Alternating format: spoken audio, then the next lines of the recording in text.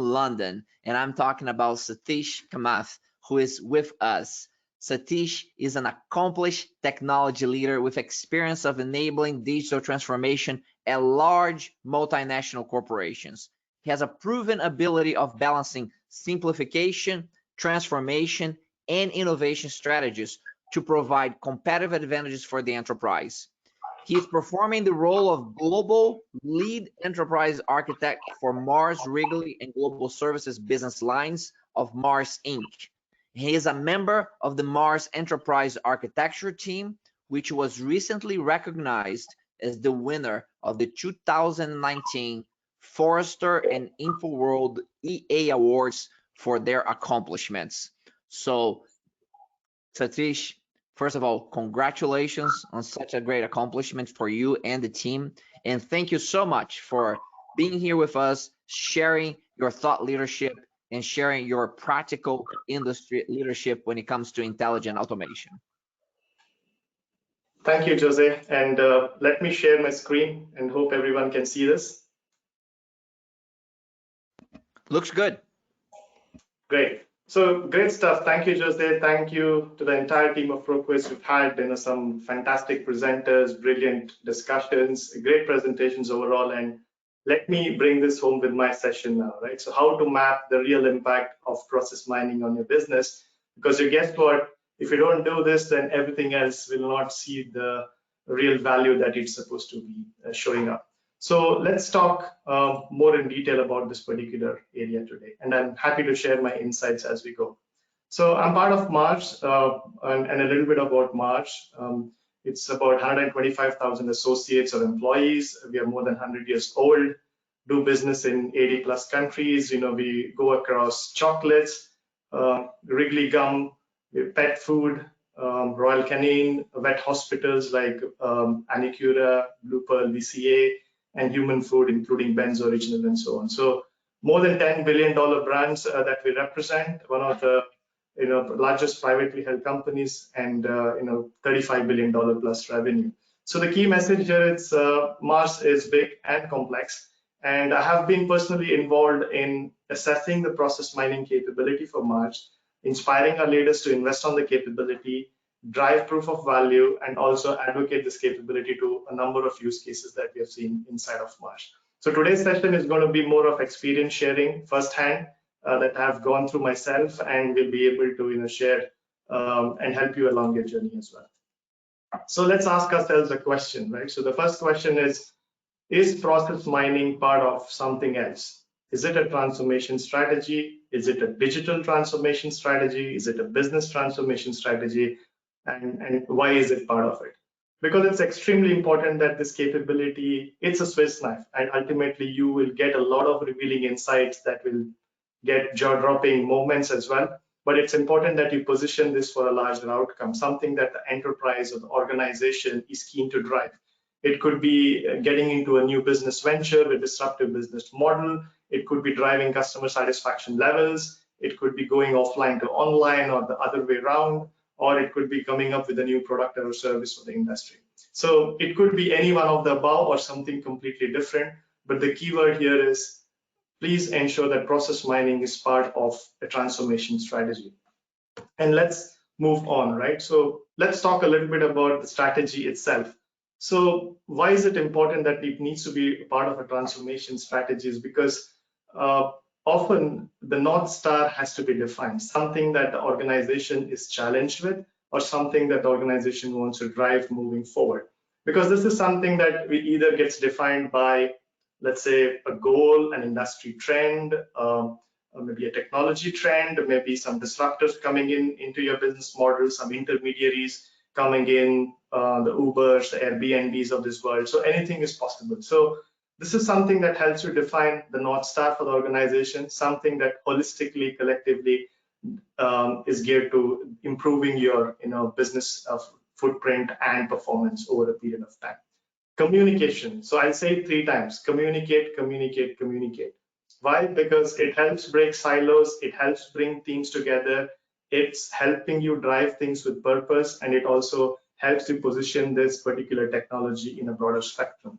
So it's extremely important that we position the process mining capability for a particular strategy, as well as communicate the strategy effectively, efficiently, widely, actively to drive this way forward. Because guess what? When you start bringing the insights that you reveal through process mining, people may not be interested in how you did that, but they would be interested in what have you discovered and what can you do for me. So let's move on.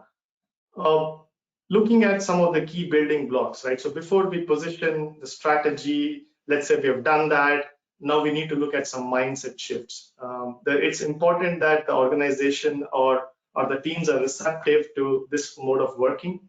The first one is data empowered decision making. So we have to drive a culture where we look at data and drive decisions, because end of the day, when you look back 5 years ago, maybe you would have taken some wrong decisions, but decisions are made a point in time. And the more data you have, the better decisions you can make. Next, let's look at embracing opportunities and understanding threats. Business models are continuously changing, new players coming into the market every day, new startups looking to disrupt. So every organization has to find their feet about what are we known for and what should we be known for. How are we driving our customer excellence, consumer excellence, employee excellence, partner excellence, and so on. So it's very important that we are good enough to understand where are the opportunities, where are the threats, block the threats, grow the opportunities, and evolve continuously through a cross-pollination exercise. The third one, and most important, be fast, because it's important to know that it's not big eating the small now, it's fast eating the slow. So go 1x to 100x to 1000x to 1 millionx, whatever suits you, but move fast. Think big, start small, and grow fast. So start with a test and learn mindset, fail fast with a limited blast radius, and because you will discover new stuff that you don't know and you haven't dealt in the past as well. So big 3 building blocks that influence the mindset of the organization, but you have to make sure that these are already embedded through other programs, or if not, you have to do this from scratch. Moving on. Where are we today, right? It's a complex world. It's a volatile world. It's an uncertain world. It's an ambiguous world. VUCA is the terminology. You'll find a lot of stuff written about the VUCA world on the internet, but guess what? Put yourself in a dark room, right? Some room you have never been into before, and all you've been told is, hey, you are in this room. This is a living room, lots of furnitures around you, and you might bump into something that you haven't bumped into. Figure out there's a light switch at some corner of this particular room, you go and find it for yourself. What happens next, right? You open the door, you don't know how long or how small, is it a circular, is it a rectangular room, where the furnitures are placed, what other blockers you might have to, where is the switch, could it be on the left, could it be on the right, you don't know, you are walking blind. What happens next? You take 2 steps, you feel nothing. Probably the 3rd step, you might bump into something. Your elbow bumps into a corner of the table, and then you realize, okay, here's the table. 2 steps forward, and then you take a left and you bump your head into something. You realize, okay, there's a wardrobe. What happens then is you are constantly building an image of that particular room. It's a dark room, but you're building a mental image or a mental map of that particular room you're in. Now you are learning more. Every step you take, you don't know the solution, you don't know where the switch is, but you're walking in, you learn, you adapt, you get a sense of your bearing, and finally you might find the switch. And guess what? There might be another room you need to walk into, and the process repeats itself. So the challenge that we all face is it's a VUCA world. There are problems that we haven't solved in the past, which needs a very different mindset that is required to approach these problems and be open and honest and vulnerable to solve them with a lot of empathy. So VUCA world presents its challenges. I'm sure every industry, every professional who's on the call today is in some sort of form or shape facing a challenge about the VUCA world and its consequences and some problems that they have never solved before. So what does it mean to us, right? So I'm focusing on the learning aspect here because it has an amount of relevance on process mining.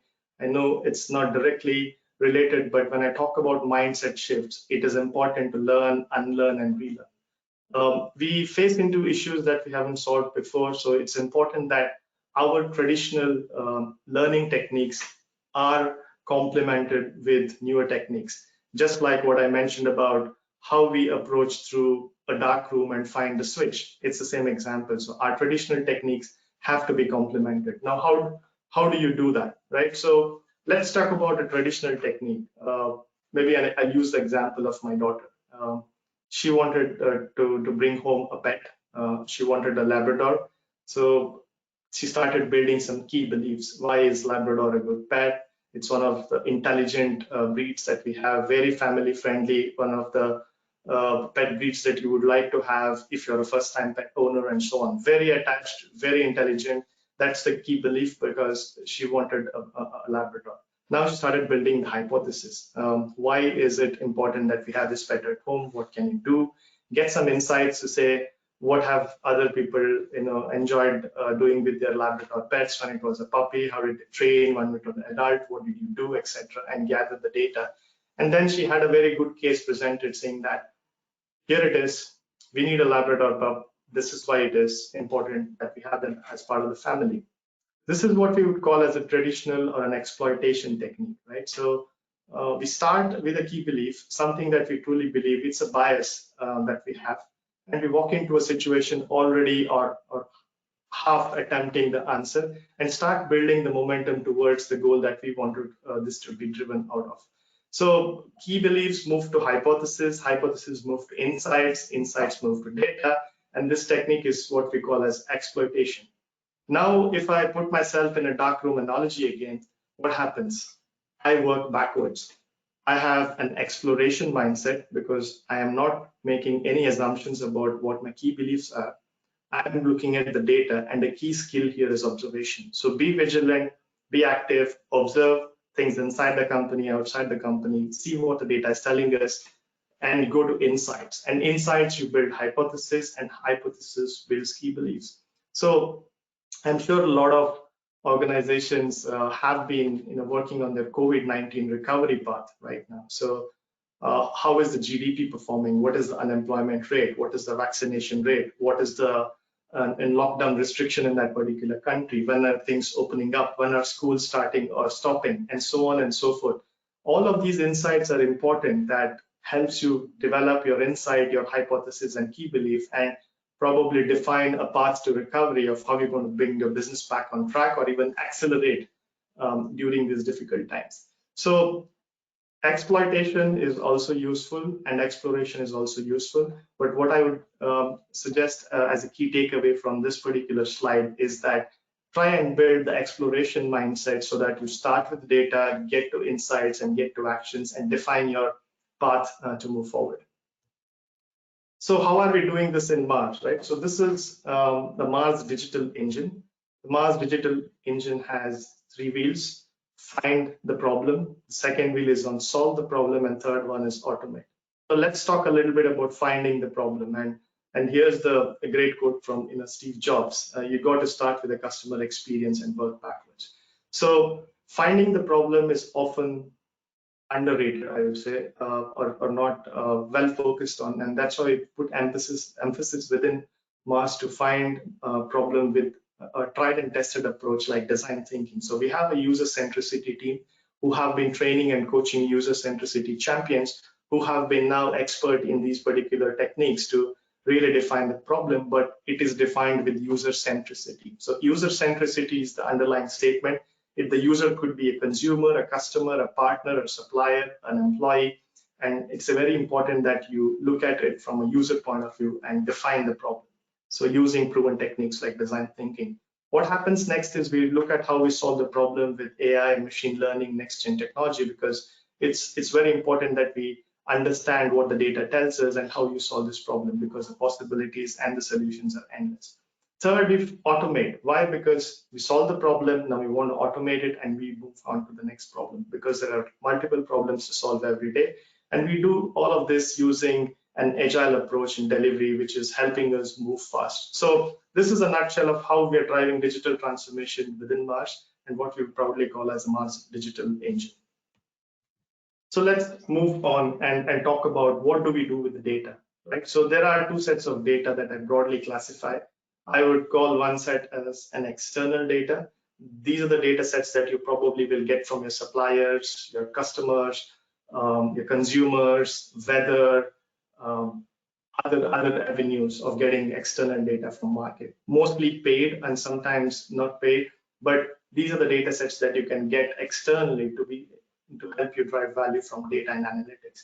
Then there is an internal data, which is often overlooked or undermined because these data sets are often sitting inside your applications that you've been using. So let's talk about these internal data sets, right? So we have, I'm sure, a lot of applications that we have implemented over the last 5 years, 10 years, 15 years. Some would have even stood for 20, 25 years as well. And these applications have a lot of data, a lot of user inputs, a lot of transactions, a lot of timestamps, a lot of process flows, and tons of insights that could reveal. So we have to work on unlocking the data and process insights that are trapped in an application. This is what process mining helps us deliver. So what are these opportunities? There could be automation, somewhere where we have high touch human or manual interaction with the system that can be automated. Sometimes there are efficiency bottlenecks. So the path that probably a sales order would take to invoice travels through 50 different directions. Sometimes it goes through a credit block, sometimes it goes through a delivery block, sometimes it goes through a delay in goods issue, whatever. So there are efficiency bottlenecks that are happening, and we can get some good insights of how we can resolve. And the third one could be re-engineering for the future. Maybe you are embarking on an ERP transformation, a CRM transformation, a supply chain transformation. So what does the as-is look like, and what can the 2B deliver for us? Where are we, and where can we be? How can we reimagine the process? And last but not the least, we've been in a crisis response mode for some time now. I'm sure most organizations would be operating in some sort of a war room setup. Digital war rooms is another great example where we can use a technique like process mining to adapt and show us real insights, real-time, real insights that are very credible and reliable, accurately telling us the pulse of the business, where we are at that point in time and day. So looking at the benefits, I'm sure we have a broad range of benefits, but looking at the COVID and probably the focus that has been over the last 2 years or so revolve around these big ticket items, right? Productivity and efficiency. So how can we do more with less? How can we make our employees more productive? How can we deliver more? How can we sell more? How can we save more, etc. So it's always been about doing more with less and efficient. Working capital, right? So this is about having the assets that you can liquidate and use in real time. Why is it important? Because you would like to keep a good cash flow in the company. Maybe you want to acquire another company for an M&A situation. You want to pay your employees on time. You want to pay your suppliers on time, and so on and so forth. So it's very important to have a good financial health, and working capital is one of the fundamental cornerstones of this. Customer satisfaction. So what I would call this as an Amazon effect, right? So we're all used to buying stuff on Amazon. We are used to a certain way of communicating between the buyer and the seller, the transparency that we get, the tracking that we get, and this is the Amazon effect that has impacted the overall industry. So every B2B interaction, every direct-to-consumer interaction is having the same sort of expectation, and we ultimately have to work to ensure that we never miss a chance to get a happy customer and make a customer even happier. So let's double click on each of these, right? So I'm just giving you some ideas. I'm sure you can find a lot more, but let's talk about productivity, right? So some of the use cases that we have spotted are the amount of rework that happens on a particular transaction. So we've observed that a lot of sales orders that comes in require human touch. So how many are having a first time right percentage, probably under 40%, and we had to discover what's going on. Why is the rework happening? Is it changing payment terms? Is it changing material codes? Is it changing something else? So we found that a lot of more than 60% of our orders had actually a human touch point, and we wanted to work on improving the touch point so that it's more seamless. The second one is about manual processes, right? So manual processes are a good till a point, but if you have something that you can use to automate, you could then move on and free that particular resource and invest them elsewhere where they can be more productive. So identifying opportunities where it's straightforward data set that needs to be keyed in, where can you apply robotics, process automation, and so on, was a huge revelation when we did this. And the third one is process bottlenecks. What is the happy path that we expect a particular transaction to take, and what is the path or the deviations that is actually taking? How is one country operating differently from another? How is the sales order process going from start to finish in one country versus another? A lot of good insights can be generated, and you could identify where are the bottlenecks, what can you do to improve them. Let's talk about working capital. So cycle times, it's a very good terminology, but let me explain what that is. It's a start to finish cycle. So a cycle could be anything. It could be an invoice to pay, order to cash, procure to pay, etc. But you can measure your cycle time. Are you in a make to stock business, or are you in a make to order business? And how do you measure the sub process cycle times? Like how much time should ideally take for a make to stock business for a sales order to reach delivery? I would say in less than a day, but guess what? The insights reveal that it takes longer. Is it for certain customers? Is it for certain products? Is it certain time of the year? Is it because we are fulfilling it from a certain location? We don't know. So spotting these cycle times are important so that you can take the transaction faster and ensure that the balance sheets get updated quickly. Inventory optimization. So it's your capital gets locked in your inventory, and a lot of times we have to be very mindful and efficient with how we optimize the inventory. So it's good to make sure that the inventory flows through well. It has a good life cycle, and we do not end up with overload of products that we're not able to sell, which we need to either donate or destroy because they have finished their shelf life. Accounts payable and receivables is an important area. So this is about your interactions with your suppliers and customers, and how do you keep this going, because this is real stuff, right? This is what will determine your working capital numbers, how much you have, and where we can invest, etc. The third and the most important one, customer satisfaction. Never miss an opportunity. On time, service levels. So these two are kind of the twins. On time is, have you promised something to your customer, and did you meet that expectation?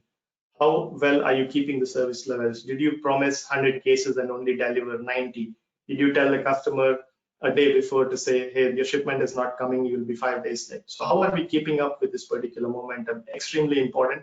And then the disputes, right? So for a CPG organization, I can use our context. So we do a lot of trade and promotions with our customers, and a lot of times we end up writing off some financials because we couldn't recover them, or we were in a dispute with a customer on a certain topic. But finding what is the pattern of the dispute, we found a pattern that maybe under $500 we were having problems to resolve. It was a certain time of the year with certain set of materials and products and customers and promotions. So how do you pin down your problem statement to an area is extremely important. I'm just giving some ideas that we have worked on, but it could be more in each of these areas as well. So let me approach this more specifically, right? So I've spoken about strategy, the positioning and the communication of the strategy. We talked about adapting a traditional learning process with a mindset shift. We spoke about exploration versus exploitation, working capital. We spoke about improving the productivity, customer satisfaction. But specifically, when you find an insight, right, you have to define a particular problem. What we use internally is a how might we statement, and how might we statement should have a power verb, it should have a specific target audience, and it should have a benefit. So how might we reduce or increase the rate of first-time right orders from 40% to 90%, so that all our B2B customers get on-time delivery? That could be an example. But you can define your own problem statement. The reason I'm bringing this up is because every problem has a solution and the possibilities are endless. But what we need to learn and realize quickly is how accurately have we defined the problem, and can we get the support if it's connected to a certain broader picture or a certain strategy as well. Because guess what? When you start doing process mining, you will probably get two sets of audience. One who's probably the senior leadership who will say, wow, did this really happen? Are you serious? And the other who probably will say, I'm doing this for the last 20 years. Are you telling me I'm not doing a good job? I know more than you, so don't have to be my big brother here. So you'll face with different discussions, but defining a statement that ties you to a North Star, to a business strategy, and some a very important business goal is very, very helpful. So let's finish with the story, right? So the process is not easy. Transformation is not easy. Butterfly. So butterfly is a great example. I'm sure most of you know the metamorphosis process, that a larva goes to become a pupa and then becomes a beautiful butterfly. But that stage where it hangs upside down, the butterfly really builds a cocoon. It sheds its skin. It doesn't eat any food for several weeks and transforms itself to pull itself out of that particular shell and become a beautiful butterfly. So if someone looked at the larva or pupa, they wouldn't imagine that there will be a beautiful butterfly. But guess what? The process might be difficult, but the transformation will be very, very exciting and interesting. So with that note, I want to leave you all with some key insights. Obviously, there's a lot to reimagine, a lot of mindset shifts required, lots of different approaches that we haven't potentially taken in the past, and some key areas like productivity, working capital, customer satisfaction that we can build on that are very relevant in today's day and age. So with that note, I would like to end my presentation. I would like to hand over to Jose for the Q&A section. Sathish, thank you so much for your presentation. Some real pearls of wisdom in there on what makes a successful transformation, as you said, that impacts digital transformations, the business transformation, and the cultural aspects of that. So as the questions have come up and the commentary has happened during your presentation, one of the things that I ask you to do is set up a little bit of a timeline for us on the journey of transformation at Mars. For sure, improvements and innovations is something the company has done for many, many years, has a rich history of doing that. And I'm more curious about in the most recent history, when was the transformation kicked off, and kind of the directional guidance, what are you trying to really become, in that journey? So that's a great question. Thank you. So the overall digital transformation journey has been, for 3+ years now. We started driving with analytics and advanced analytics capabilities, focused on master data, focused on integration, and tried to build the data science capabilities internally. But one of the things that we've always focused on is drive incremental value, get an output every 12 weeks. So if I specifically talk about process mining, we had to do a proof of value with 3-month data to actually say, is there a problem or is there no problem? Because these tools are expensive and nobody would like to invest without seeing the value. And the data is real, right? So the insights that we produce, how many orders, what time, what product, which customer, nobody can challenge this data, and we were able to get support for investment. But we started small.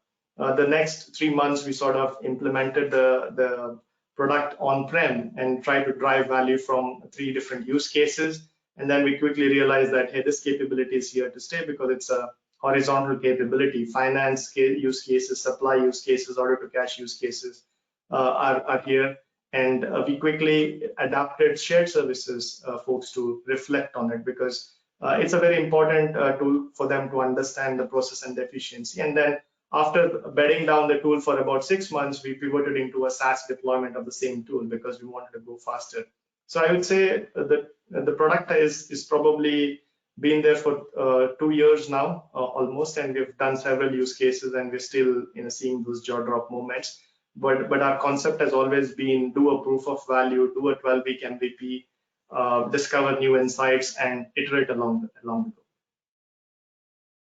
That's fantastic. How are you identifying and prioritizing your opportunities for? I'll even go beyond just process mining. Process mining, maybe if you want to talk specifically about that, but intelligent automation in general. What is the process that you go through to decide what you're going to work on? So the good news is we have an intelligent automation hub capability in Mars, who are in the business of driving solutions for these particular opportunities. So we have a SWAT team, if you like, who can come in, look at the opportunity and say, what tool do we need to use here? How can we quickly deploy? How many bots, digital workers, as we call them, can be deployed, etc. So what we initially do is we look at the use case and see how many touch points, because the tool can reveal a lot of insights. And we look at, a reverse chronological order by volume or by financial gains or by efficiency savings to say, if I automate a particular order and 50,000 orders are coming in, what does the math look like, and what can I invest this free resource to drive? Because every region has a strategy, so we want to make sure that we enable that particular strategy, and that way we drive it. So to answer your question, all we need to do is first assess the opportunities that we have, where can we get the maximum value for money, and ensure that we bring the in-house automation teams to kind of develop the use case, really understand, is it easy enough, as attractive as it looks on paper, and then deploy, continuously, monitor and drive the success and the value. And how does the flow of the ideas happen? Is it that you have, I'll call it a team that's looking at the business and seeing where they see potential and then contacting the business owners? Or at this time, there's enough understanding at the business level about the capabilities and the business owners are bringing opportunities to you? How does that two-way communication take place? So we always start with some business problem, because like the disputes management use case was something that our finance teams were talking to our sales teams and said, hey, look here, the recovery isn't great, something's happening, we are writing off a lot of in promotion investment, so we need to get a little bit deeper here. So now as an architect, you can do a number of things. You could say, hey, let's put a new shiny platform here that might help, solve, or where everybody enters their sort of write-off data and capture that. Or we went bottom up and say, let's really investigate what's happening inside the application. And we deployed. And when we started in implementing the application, we found a lot of insights, that some finance specific, some order management specific, where could we do manual process change and improvement, some system enablement stuff to say, add additional config, add additional transactions and drive value, and somewhere we could put digital workers or bots and enable. So what we are typically doing is we're investigating a problem to say what is important for that particular point in time. Customer service level is a good example. Erratic order behavior is a good example, because the problem statement was some orders just come in and we run over our allocated stock per particular customer. What do we do? So these are some of the problem statements, but what we go and do is we have a platform activated, we have a platform team to run this particular stuff inside of March.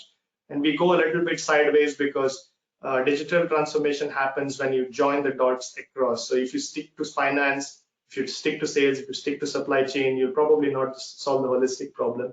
So we try and find those insights that are a little bit adjacent, try to mobilize some of these thought leadership to say, what are the quick wins, and make sure that we run some sort of a war room setup as a recommendation to say, guys, let's continuously monitor and see, can you pick up the phone and solve some problems, or do you really need the digital guys to come in and put a bot for you? So those are the type of areas, but we go with a broad brush approach, but specifically targeting to a business problem. Very well. In your specifically on your process mining applications, what seems to be the greatest value that you're getting out of it? Are you getting tangible value creation, dollars and cents on some efficiencies that you're gaining, or increased revenue, reduction of costs?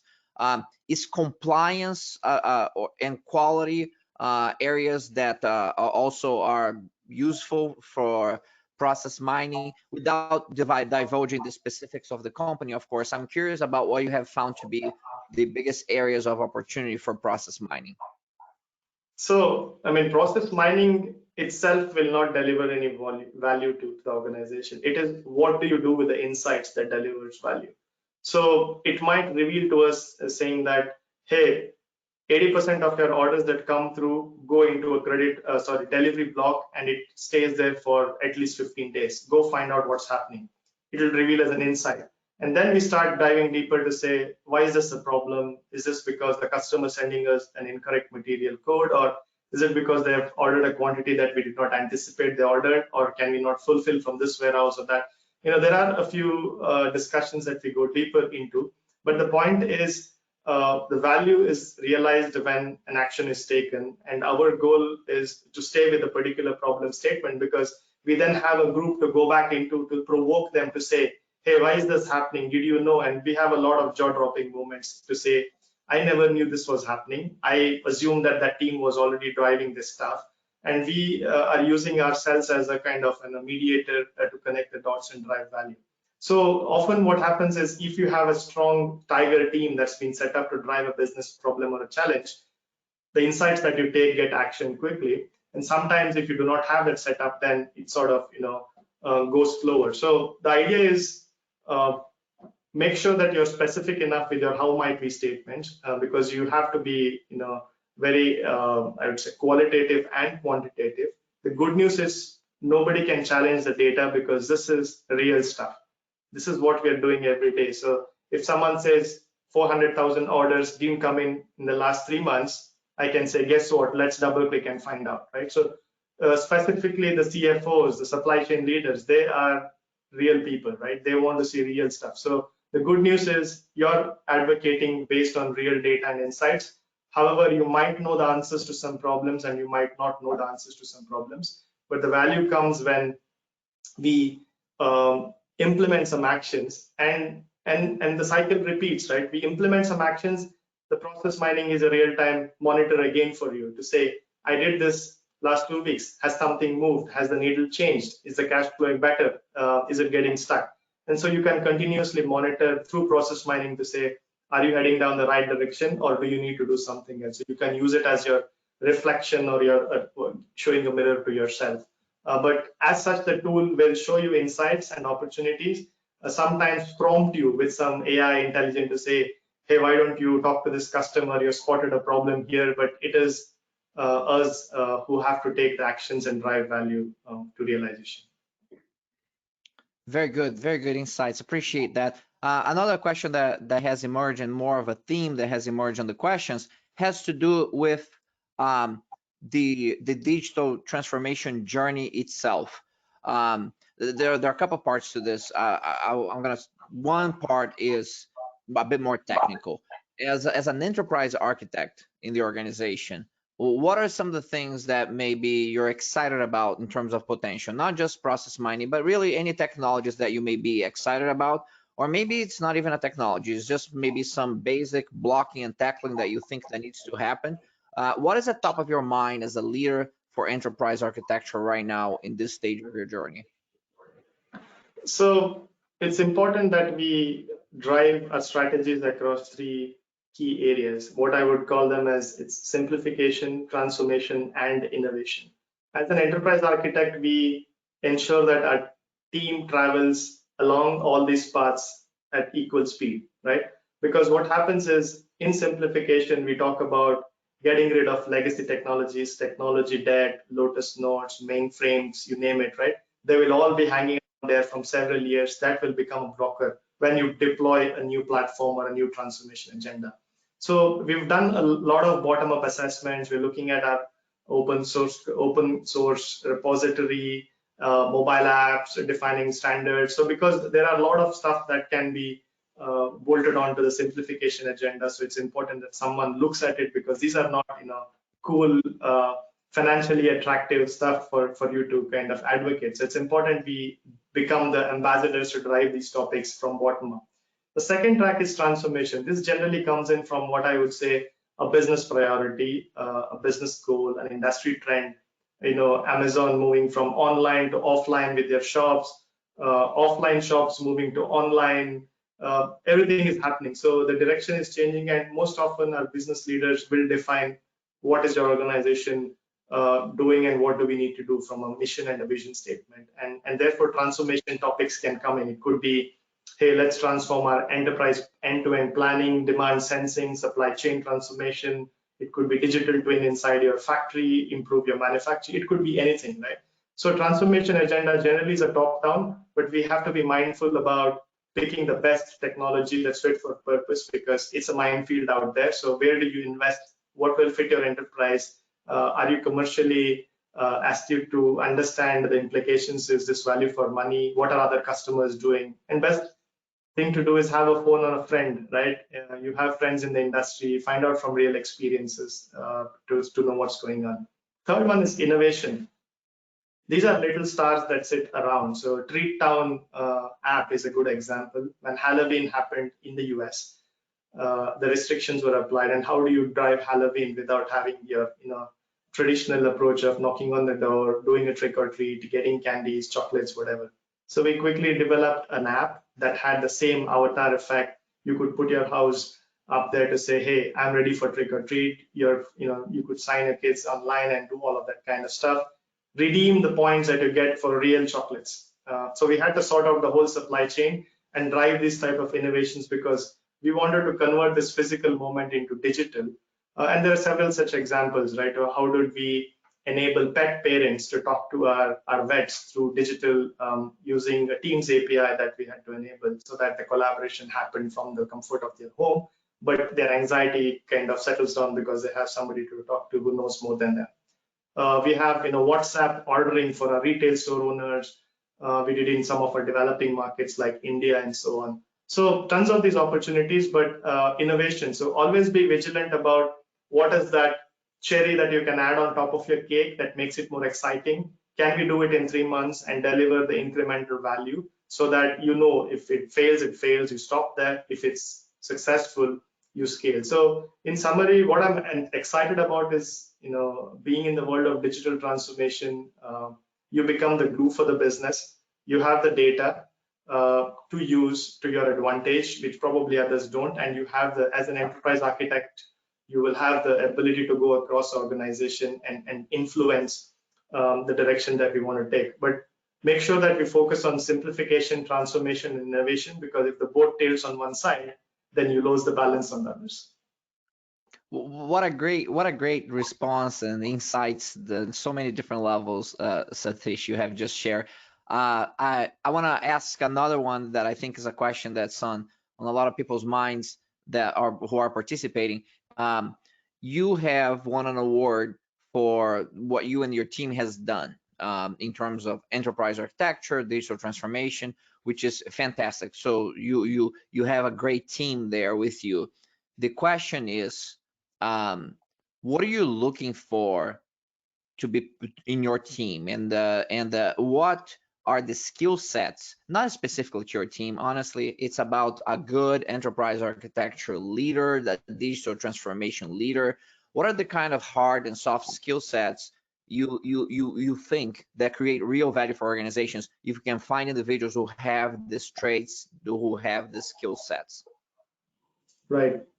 So great question. So first off, architecture is not a role, it's a mindset, right? We are all architects. We plan a holiday, we know where we want to go. When you build your home, you visualize how it needs to look like. So we are all architects in some sort of form or other.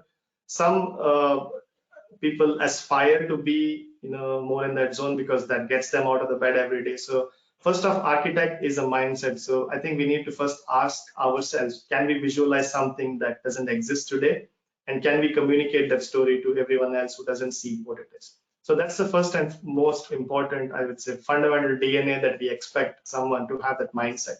The second is there are some soft skills, right? So soft skills will include dealing with ambiguity, because technology world is changing. You might have an experience on one during your days when you're hands-on, but 5 years later there are 50 out there, right? So how do you drive the discussion? How do you quickly learn, be agile, and deal with ambiguity, and don't pass the ambiguity downwards, right? Make sure that you have some level of clarity, be humble, be open, be honest, and be empathetic, and drive this culture of dealing with ambiguity. Second is don't be afraid to stand alone, because if you have the data, if you have the insights, you will be challenged, because today everybody has access to everything. They'll say, I have a problem and I know a software that can solve a problem. Can I buy this and can you approve this for me? So don't be afraid to stand alone. Be open to challenge, but be rational driven and empathy driven, so that you are more objective than subjective, and standing alone is a key capability. The third and the most important one is what I would say, influencing without authority, right? So there are decision makers, there are people who invest on the particular project, the program, the sponsors. It's and you have to influence them. So the money is not in my wallet. I don't sign the check, but I need to be a trusted advisor or an influencer where I can kind of give them some sort of trusted advisory to say what happens if you did this and what happens if you did this. Your job is to kind of give that particular advice. So these are the two aspects, I would say, the architecture mindset and these skills of dealing with ambiguity, standing alone, and influencing without authority. That makes you an enterprise architect. Once you become an enterprise architect, it's not good enough to know that you are doing things right. It's important that you also know that you are doing the right thing. And that comes with industry insights, industry peer connections, such forums like this, learning from your peers. So industry networking is extremely important. And thanks, Jose, and to you and your team to bring this professional community together so that it's a great forum. And the best way to learn is learn from others' experience, right? So that's my kind of message to aspiring enterprise architects or for people who are looking to step up the game for their practice in their teams. That is fantastic. Sathish, you talk so well about the importance of influence and collaborative leadership, and for sure about having environments like this where great people and great ideas can connect. That's the ultimate accelerator for innovation in any organization. And we are privileged to have you with us in this journey. Thank you so much for sharing your expertise with our entire global audience today. We have learned so much by being here with you. Thank you. Pleasure is mine. Thank you. Thank you. Ladies and gentlemen, Sathish Kamath, what a great way of wrapping up 3 days of process mining, culture, business, and digital transformation. True leaders of global excellence and innovation for value creation. And Sathish just embodies and displays the values, the principles, and the mechanisms that translate the principles into actions that create financial and social value. So wonderful way to wrap up 3 days of rich engagement with all of you. I want to say my deepest thanks for your engagement. I mean, there are so many great questions that you pose through all of the sessions. Your interactions are of the highest quality. We have so many of you who are in the audience listening in who very well could be presenting here because you are experts in your industries, you're experts in regions of the world, in multiple technologies. And it is this high quality level of participants in our conferences that makes it all stand out. And as Sathish and I were just discussing, it's ultimately we accelerate innovation by creating environments like this where great people like you and great ideas can connect. Now, many thanks to our conference director, Brian Raffel, who makes it all work despite all the different levels of complexity with speakers in multiple countries and different technologies. And mostly it's a seamless experience to you, I hope. Also, Vijay Bajaj, who is the CEO of Proqis Digital, for having the vision and the discipline and resilience to execute on that vision during times of incredible fast change and disruption, and maintaining many thousands of us engaged in an online community, and really not only doing as well as in-person events, but in the comments that I get from several of you, even better than in-person events because of the reach that we have, the richness of the speakers and content coming from all over the world versus a specific location where we meet in person for a day or two. Now, we all miss those events, and we're planning a big event at the end of the year. But as John Lennon said, we all had plans, but life happened. So we're going to keep with our plans, but also learning to be agile as we move towards those plans. And finally, I want to say a big thank you to our sponsors. Without Celonis, Abby, Software AG, and Asterologic, none of this would happen. It is for their commitment and sponsorship for our live series that we're able to bring you this quality of speakers and content from all over the world and deliver to all of you at no cost. So thank you, Celonis. Thank you, Abby. Thank you, Software AG, and thank you, Stereologic, for sponsoring Process Mining Live. Our next live conference will take place September 7th through 9th on a similar channel, but you must register for that separately. It is called the Business Transformation Operational Excellence World Summit Customer Experience Excellence Live. Customer Experience Excellence Live will be on September 7th through 9th of 2021.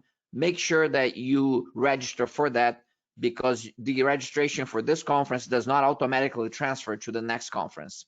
So as you know, you'll receive recordings of all of the sessions, and we will still have updates in the next few days on the LinkedIn post under my name. So go in there, ask any questions to speakers. You can connect with the speakers. They're all listed there. You can connect with them on LinkedIn. You can ask questions. You can also say thank you to everyone who makes this happen. Thank you to Vijay and Brian and our sponsors and all of our speakers. They appreciate hearing from you. So without further ado, wishing everyone, wherever you are in the world, a wonderful rest of your week, and that we will see each other soon again in one of these channels. Bye bye for now.